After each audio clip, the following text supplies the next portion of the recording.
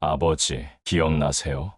그날 비가 많이 왔었어요. 제가 노란 우산을 들고 있었죠. 거실에 쏟아지는 빗소리 위로 강미래의 목소리가 나직하게 울려 퍼졌다. 윤재호는 그 자리에 얼어붙은 듯 서 있었다. 그 우산, 어떻게 알지? 이 사진도 기억나세요? 강미래가 내민 것은 구겨진 낡은 사진 한 장, 붉은 물감으로 그린 듯한 어린아이의 그림이었다. 윤재호의 손이 덜덜 떨렸다. 미래야, 정말 너였구나. 한강이 내려다 보이는 서울 용산의 대저택 정원에는 71세의 윤재호가 홀로 앉아 있었다. 새벽 공기는 차가웠지만 그는 매일 이 시간에 나와 명상을 하는 것이 오랜 습관이었다. 사람들은 그를 철의 회장이라 불렀다. 정진그룹을 일으켜 대한민국 10대 그룹에 올려놓은 그의 냉철함과 완벽주의적 성격 때문이었다. 회장님, 아침 식사 준비됐습니다. 비서가 다가와 공손히 말했다. 윤재호는 천천히 눈을 떴다. 그의 눈빛은 늘 차갑고 단호했지만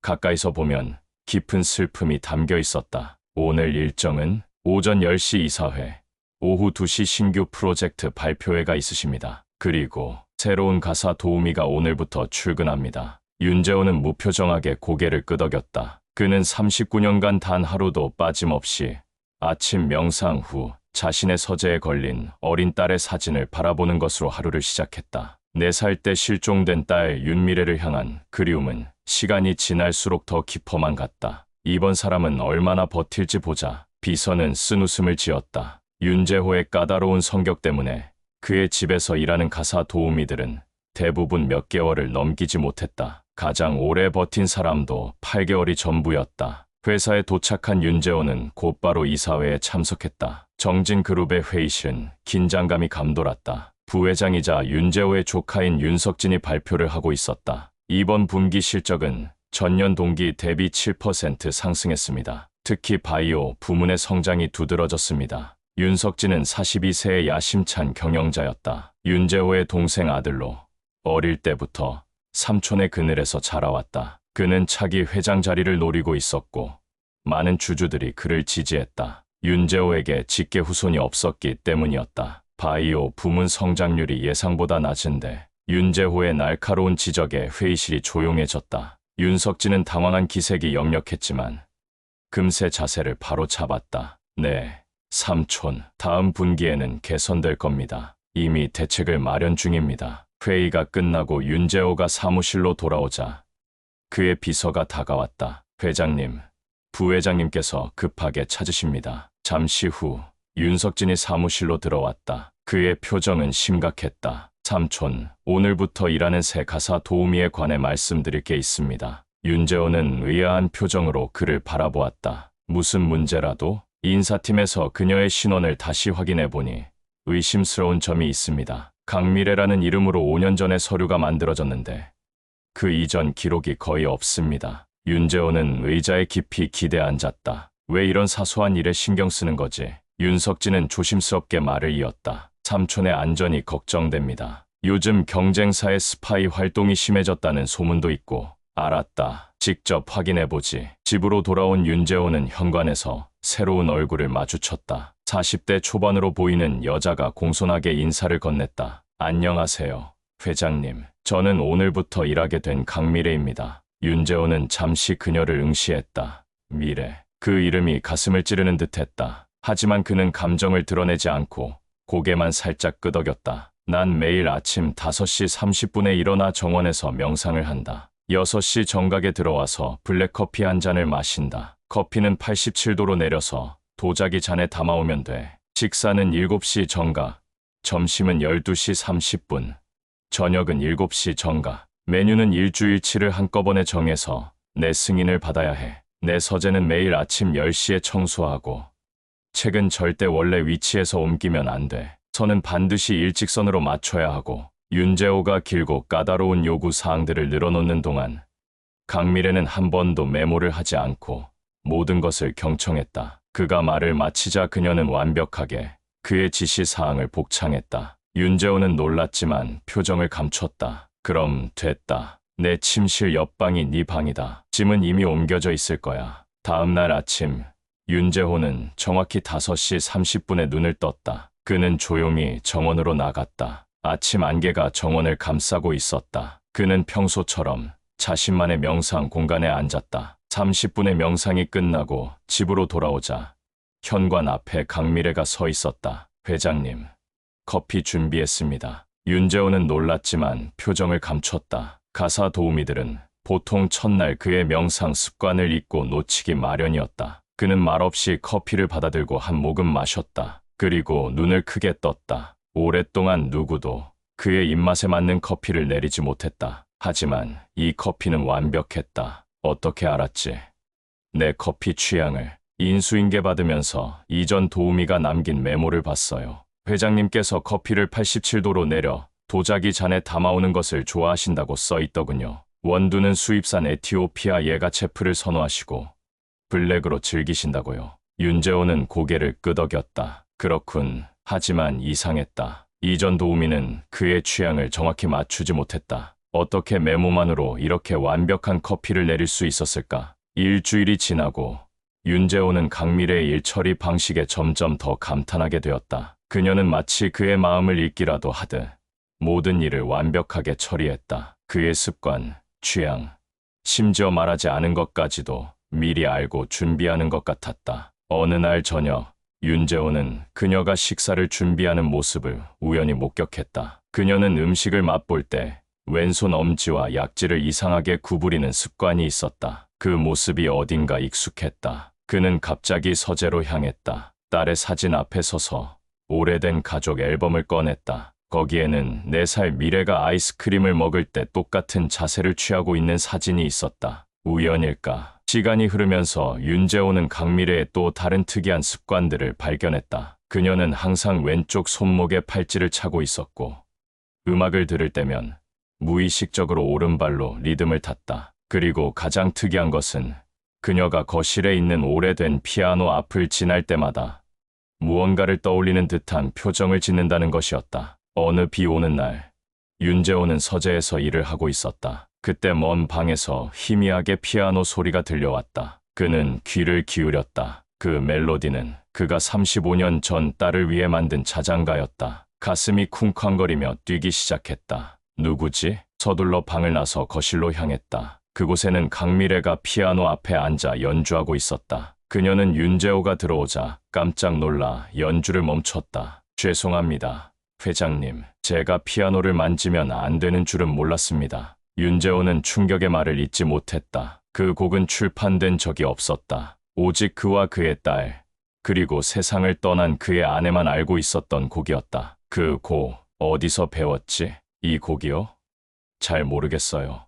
그냥 손가락이 기억하더라고요. 이상하게 항상 제 머릿속에 있었던 멜로디예요. 윤재호의 마음속에 의심이 깊어갔다. 그는 그날부터 강미래를 더 자세히 관찰하기 시작했다. 그리고 그녀가 왼쪽 손목에 차고 있는 팔찌 아래에 작은 별 모양의 점이 있다는 것을 발견했다. 그의 딸 미래 역시 왼쪽 손목에 같은 위치에 그런 별 모양의 점이 있었다. 윤재호는 자신의 비서실장인 정태영을 불렀다. 정태영은 20년 넘게 윤재호와 함께 일해온 오랜 동료였다. 태영 씨, 강미래라는 사람에 대해 더 자세히 알아봐 주게. 이미 신원 조회는 마쳤습니다만 더 깊이 파고들어야 해. 35년 전으로 거슬러 올라가서 조사해봐. 정태영은 의아한 표정을 지었지만 곧 이해하는 눈빛을 보냈다. 회장님, 혹시 그녀가 아직 확신할 수 없어. 하지만 가능성은 있어 보여. 며칠 후 강미래는 윤재호의 서재 청소를 하고 있었다. 그녀는 책장에 꽂힌 책들을 살피다가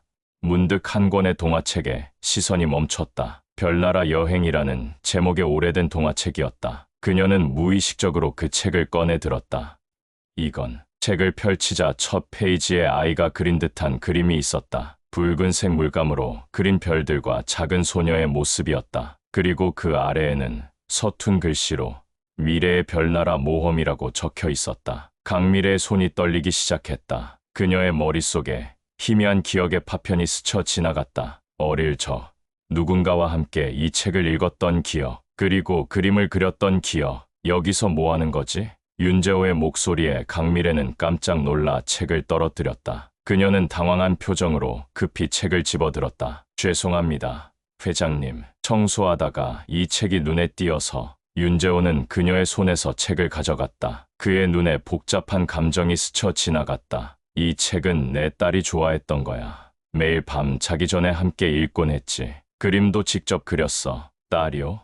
지금은 어디? 35년 전에 잃어버렸어. 그날 이후로 돌아오지 않았지. 강미래의 눈에 슬픔이 어렸다. 정말 죄송합니다. 몰랐어요. 괜찮아. 이제 오래된 일이야. 하지만 윤재호의 목소리에는 여전히 깊은 상처가 느껴졌다. 그는 책을 원래 자리에 꽂고 사무실로 돌아갔다. 그날 밤, 강미래는 자신의 방에서 뒤척이며 잠을 이루지 못했다. 책에서 본 그림이 계속해서 머릿속을 맴돌았다. 그리고 피아노 멜로디, 그 모든 것이 어딘가 익숙했다. 마치 오래전 경험했던 일들을 떠올리는 것 같았다. 그녀는 침대에서 일어나 창가로 다가갔다. 밤하늘에는 별들이 반짝이고 있었다. 그때 문득 강한 두통이 그녀를 덮쳤다. 그녀는 무릎을 꿇고 머리를 부여잡았다. 깜박이는 불빛처럼 단편적인 이미지들이 그녀의 머릿속을 스쳐 지나갔다. 비가 내리는 날, 노란 우산을 든 어린 소녀. 아빠, 별이 보고 싶어요. 비가 그치면 보여줄게.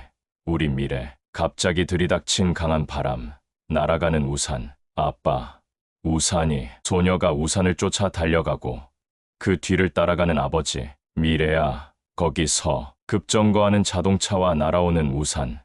어둠. 강미래는 식은땀을 흘리며 정신을 차렸다. 이런 장면들이 왜 그녀의 머릿속에 떠오르는 걸까? 그리고 그 소녀의 이름이 미래라니. 다음 날 아침, 강미래는 평소와 달리 창백한 안색으로 윤재호의 커피를 준비했다. 윤재호는 그녀의 상태를 눈치챘다. 괜찮은가? 안색이 좋지 않군. 네, 괜찮습니다. 그저 어젯밤에 잠을 설쳤을 뿐이에요. 윤재호는 그녀를 잠시 바라보다가 말했다. 오늘 오후에 시간 좀 내줄 수 있겠나?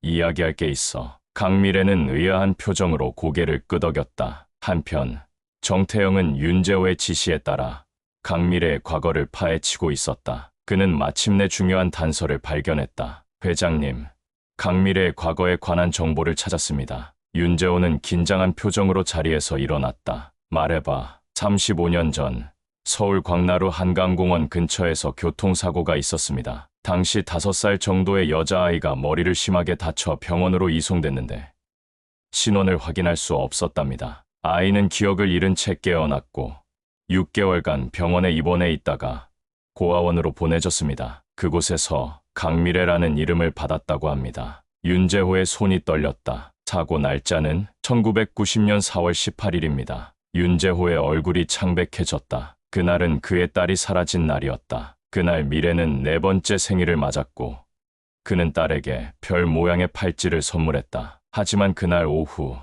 갑작스러운 폭우가 내렸고 미래의 우산이 바람에 날아갔다. 미래가 우산을 쫓아 도로로 뛰어들었을 때 그는 너무 늦게 달려갔다. 사진이나 다른 증거는 없나? 당시 병원 기록을 찾고 있습니다만 35년이 지난 기록이라 쉽지 않네요. 하지만 정태영은 태블릿을 건넸다. 거기에는 오래된 신문 기사가 있었다. 신원불명 5세 여아.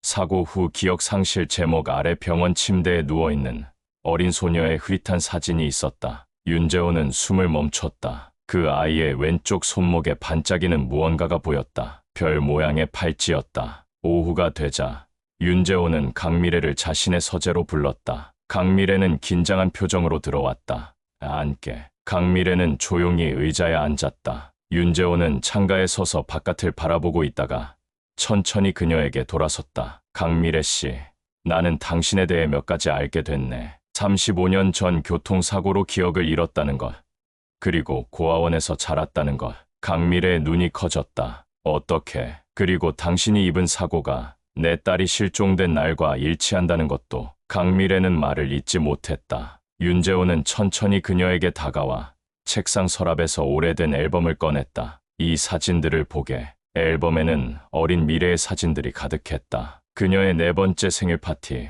아버지와 함께 피아노를 치는 모습, 별 모양 팔찌를 선물 받은 순간 강미래의 손이 떨렸다. 그 사진 속 아이가 자신과 닮았다는 것을 부정할 수 없었다. 특히 왼쪽 손목의 별 모양 점은 정확히 자신의 것과 같은 위치에 있었다. 어젯밤 꿈을 꿨어요. 아니, 꿈이 아니라 기억인 것 같았어요. 비 오는 날, 노란 우산을 든 어린 소녀가 있었고 그 우산이 바람에 날아갔어요. 소녀는 우산을 쫓아 도로로 뛰어들었고 윤재호의 눈에 눈물이 맺혔다. 그날 내 생일이었어. 내가 우산을 쫓아 달려갔을 때 난 너무 늦게 달려갔어. 그게 내 인생 최대의 후회야. 강미래는 혼란스러운 표정으로 고개를 저었다. 하지만 이건 너무 갑작스러워요. 제가 정말 회장님의 딸이라고요.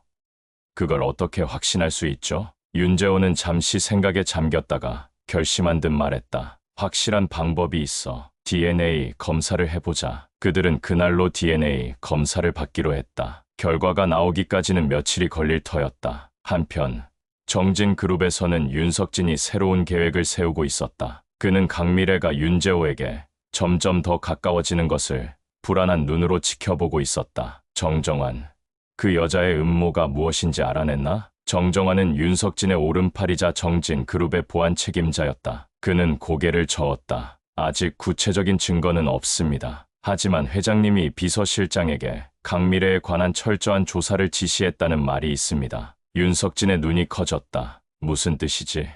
혹시 회장님이 그녀가 자신의 딸이라고 생각하는 건 아닐까요? 윤석진의 얼굴이 창백해졌다. 만약 그것이 사실이라면 그의 모든 계획이 물거품이 될 것이었다. 윤재호의 친딸이 나타난다면 그녀가 정진 그룹의 후계자가 될 것이 분명했다. 이건 허튼 소리야. 그 여자는 사기꾼이 분명해. 삼촌의 재산을 노리는 뻔한 수작이라고. 하지만 윤석진의 목소리에는 불안감이 묻어났다. 그는 자리에서 일어나 창밖을 바라보았다. 어떻게든 저 여자를 제거해야 해. 삼촌이 DNA 검사를 했다면 그 결과가 나오기 전에 행동해야 해. 며칠 동안 강미래는 혼란스러운 감정 속에서 지냈다. 밤마다 그녀에게 더 많은 기억의 조각들이 찾아왔다. 피아노 소리, 별을 바라보던 순간들, 아버지의 목소리. 그러나 모든 것이 여전히 흐릿했다. 그녀는 윤재호의 집에 있는 오래된 물건들을 하나씩 살펴보기 시작했다. 피아노, 책장의 동화책들,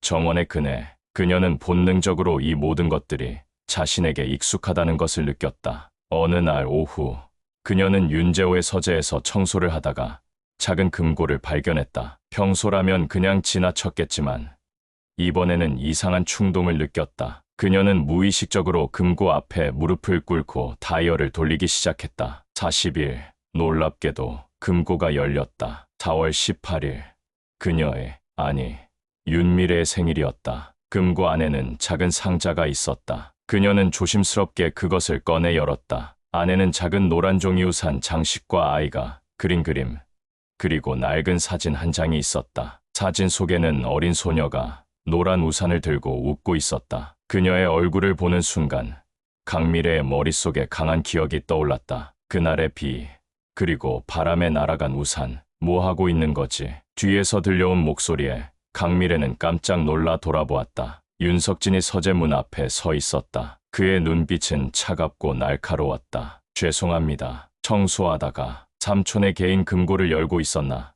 이건 절도 행위야. 강미래는 당황했다. 아니에요.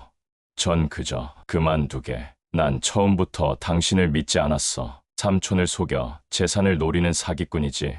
윤석진은 그녀에게 다가와 손에 들고 있던 상자를 빼앗았다. 이건 증거로 충분해. 오늘로 당신의 일은 끝이야. 그 순간 윤재호가 서재 문으로 들어왔다. 무슨 일이지? 윤석진은 재빨리 표정을 바꾸었다. 삼촌, 제가 막 들어왔더니 이 여자가 삼촌의 금고를 열고 있었어요. 분명 도둑질을 하려던 겁니다. 윤재호는 강미래를 바라보았다. 그녀의 눈에는 두려움과 혼란이 가득했다. 금고를 어떻게 열었지? 강미래는 떨리는 목소리로 대답했다. 40일. 그냥 손가락이 저절로 움직였어요. 제가 왜 그 번호를 알고 있는지 저도 모르겠어요. 윤재호의 표정이 복잡해졌다. 그 번호는 딸의 생일이자 그녀가 실종된 날이었다. 아무도 그 번호를 알지 못했다. 석진아, 나가 있어 주겠니?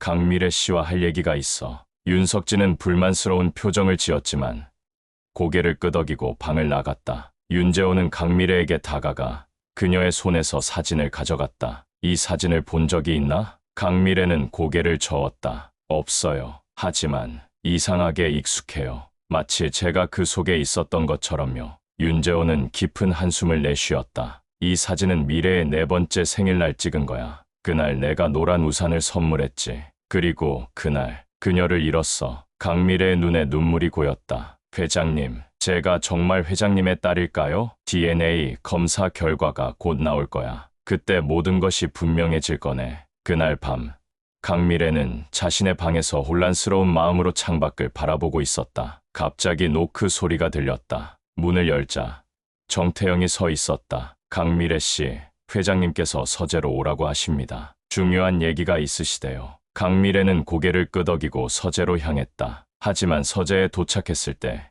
그곳에는 윤재호 대신 윤석진이 홀로 앉아 있었다. 회장님은 어디 계세요? 윤석진은 음흉한 미소를 지었다. 회장님, 아직도 그 연기를 계속할 건가? DNA 검사 결과가 나왔어. 당신은 사기꾼이야. 강미래는 충격을 받았다. 그럴 리가 없어요. 결과가 나왔다면 회장님이 직접 말씀하셨을 거예요. 삼촌은 너무 실망해서 당신을 만나고 싶어 하지 않으셔. 내가 대신 말해주마. 지금 당장 짐을 싸서 떠나. 그렇지 않으면 경찰에 신고하겠어. 강미래는 혼란스러웠다. 정말 DNA 결과가 나왔을까? 그녀는 본능적으로 윤석진이 거짓말을 하고 있다고 느꼈지만 확신할 수는 없었다. 직접 회장님께 들을 때까지는 믿을 수 없어요. 윤석진의 표정이 일그러졌다. 고집 피우는군. 어쩔 수 없지. 그는 주머니에서 작은 병을 꺼냈다. 이건 삼촌의 심장약이야. 내가 다른 것으로 바꿔놨지. 오늘 저녁 식사에 삼촌이 심장 발작을 일으키면 모든 의심은 당신에게 향할 거야. 당신이 삼촌의 약을 조작했다고 모두가 믿게 될 테니까. 강미래의 얼굴이 창백해졌다. 당신, 어떻게 그런 끔찍한 짓을. 그때 서재 문이 열리고 윤재호가 들어왔다. 그의 얼굴은 분노로 굳어 있었다. 석진아, 방금 한 말 모두 들었다. 윤석진은 충격에 얼어붙었다. 그는 황급히 병을 숨기려 했지만 이미 늦었다. 삼촌, 이건 오해예요. 전 그저. 윤재호는 무거운 한숨을 내쉬었다. 석진아, 난 늘 내가 욕심이 많다는 걸 알고 있었지만 이렇게까지 할 줄은 몰랐다. 내 심장약을 조작하다니. 삼촌, 전 그저 이 여자가 위험하다고 생각했을 뿐이에요. 그녀는 사기꾼입니다. 당신의 재산을 노리고. 그만. 윤재호의 단호한 목소리에 윤석진은 말을 멈췄다. DNA 검사 결과는 오늘 저녁에 나올 예정이야. 그때까지 넌 집에 가 있어. 내일 아침 이사회에서 내 처벌을 결정하겠어. 윤석진은 괴로운 표정으로 자리를 떠났다. 그가 나가자 윤재호는 강미래에게 다가왔다. 괜찮나? 강미래는 고개를 끄덕였다. 네, 하지만 정말 무서웠어요. 윤재호는 그녀의 어깨를 토닥였다. 오늘 저녁 모든 것이 분명해질 거야. DNA 검사 결과로 진실이 드러날 테니까. 저녁이 되자 윤재호의 비서가 봉투를 들고 들어왔다. 그것은 DNA 검사 결과였다. 윤재호는 떨리는 손으로 봉투를 열었다. 그리고 결과를 읽은 그의 얼굴에 눈물이 흘러내렸다. 미래야, 정말 너였구나. 강미래 아니, 이제는 윤미래라고 불러야 할 그녀는 충격의 말을 잇지 못했다. 그녀는 천천히 윤재호에게 다가갔다. 정말 제가 회장님의 딸인가요? 윤재호는 고개를 끄덕였다. 과학적으로 증명됐어. 너는 내 딸 윤미래야. 그녀의 눈에서도 눈물이 흘러내렸다. 35년간의 잃어버린 기억과 정체성이 한순간에 돌아온 것만 같았다. 아버지, 기억나세요? 그날 비가 많이 왔었어요. 제가 노란 우산을 들고 있었죠. 그 순간 윤재호의 가슴이 뭉클해졌다. 미래의 목소리는 작았지만 그 안에는 35년 전 잃어버린 딸의 목소리가 담겨 있었다. 그 우산, 어떻게 알지? 이 사진도 기억나세요? 미래가 내민 것은 서재에서 본 그 낡은 사진이었다. 노란 우산을 든 어린 소녀의 모습이 담긴 사진. 윤재호의 손이 덜덜 떨렸다. 미래야, 정말 너였구나. 그들은 서로를 마주보며 조심스럽게 다가갔다. 그리고 마침내 35년 만에 아버지와 딸은 서로를 꼭 껴안았다. 윤재호의 눈에서는 눈물이 멈추지 않았다. 35년 동안 매일 널 찾았어. 포기하지 않고 계속 찾았단다. 미래도 흐느끼며 그를 껴안았다. 저도 뭔가를 잃어버린 것 같은 느낌으로 살았어요. 이제 알겠어요. 그건 바로 아버지였어요. 그날 밤 아버지와 딸은 오랜 시간 이야기를 나눴다. 윤재호는 미래가 실종된 후의 고통스러운 시간들에 대해 털어놓았고, 이래는 고아원에서 보낸 어린 시절과 기억을 찾기 위한 노력에 대해 이야기했다. 신기하게도 제가 음악을 좋아하는 건 변하지 않았어요. 피아노를 처음 배웠을 때 마치 손가락이 이미 건반 위에서 춤추는 법을 알고 있는 것 같았어요. 윤재호는 미소를 지었다. 넌 내 어머니처럼 음악적 재능이 있었어. 3살 때부터 피아노를 쳤지. 그리고 그 자장가는 내 어머니가 만든 거야. 너를 잠재울 때마다 불렀던 미래의 눈에 다시 눈물이 고였다. 어머니는 어떻게 되셨나요? 윤재호의 표정이 어두워졌다. 내가 실종된 지 5년 후에 세상을 떠났어. 너를 찾지 못한 슬픔을 이기지 못했지. 그들은 함께 슬픔을 나눴다. 하지만 그 슬픔 속에서도 서로를 되찾은 기쁨이 더 컸다. 다음 날 아침, 정진그룹의 이사회가 열렸다. 윤재호는 모든 이사들 앞에서 중대 발표를 했다. 오늘 여러분께 2가지 소식을 전하고자 합니다. 첫째, 35년 전 실종됐던 제 딸 윤미래를 찾았습니다. 회의실이 술렁였다. 모두가 놀란 표정으로 서로를 바라보았다. 둘째, 제 조카 윤석진이 저의 심장약을 조작해 해치려 한 증거를 확보했습니다. 그의 모든 직위를 박탈하고 법적 조치를 취하겠습니다. 윤석진은 창백한 얼굴로 자리에 앉아 있었다. 그는 더 이상 변명할 말이 없었다. 그리고 마지막으로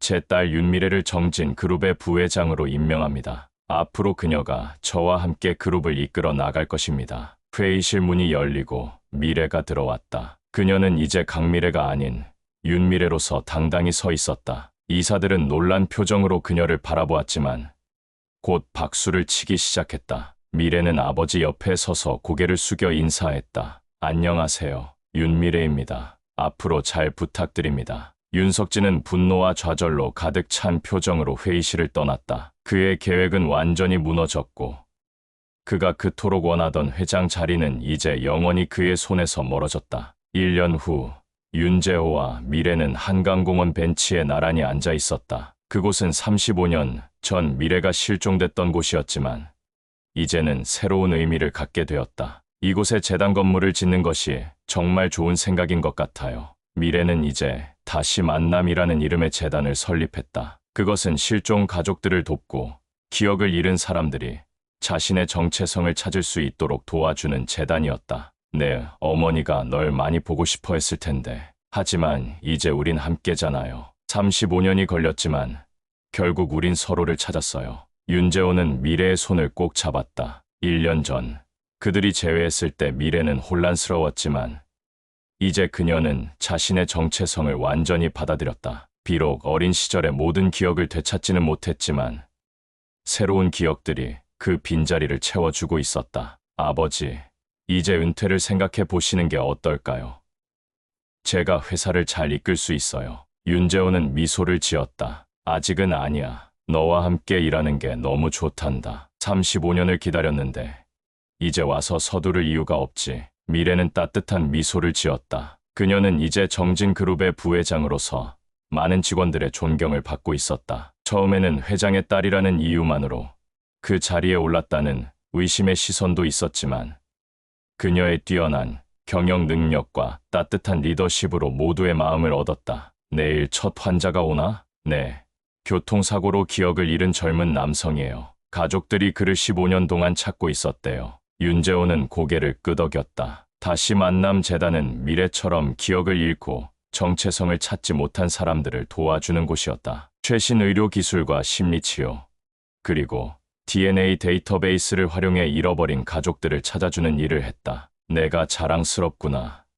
미래야. 내 고통을 다른 사람들을 돕는 일에 쓰다니. 미래는 아버지의 손을 꼭 잡았다. 제가 그들의 아픔을 이해하니까요. 그리고 저희처럼 다시 만날 수 있는 가족이 많아졌으면 좋겠어요. 해가 서서히 지고 한강 위로 석양이 물들기 시작했다. 아버지와 딸은 조용히 그 풍경을 바라보았다. 35년의 기다림과 그리움, 상처와 혼란을 지나 그들은 마침내 서로를 되찾았다. 그리고 이제 새로운 시작을 함께하고 있었다. 그래, 우리는 이제 함께야. 그게 중요한 거야. 미래는 고개를 끄덕였다. 네, 아버지, 우리는 영원히 함께해요. 석양이 한강 위로 천천히 내려앉으며 아버지와 딸은 35년의 시간을 뛰어넘어 다시 하나가 되었다. 그들의 재회는 끝이 아닌 새로운 시작이었다. 제 이름 미래처럼 우리의 앞날은 밝을 거예요.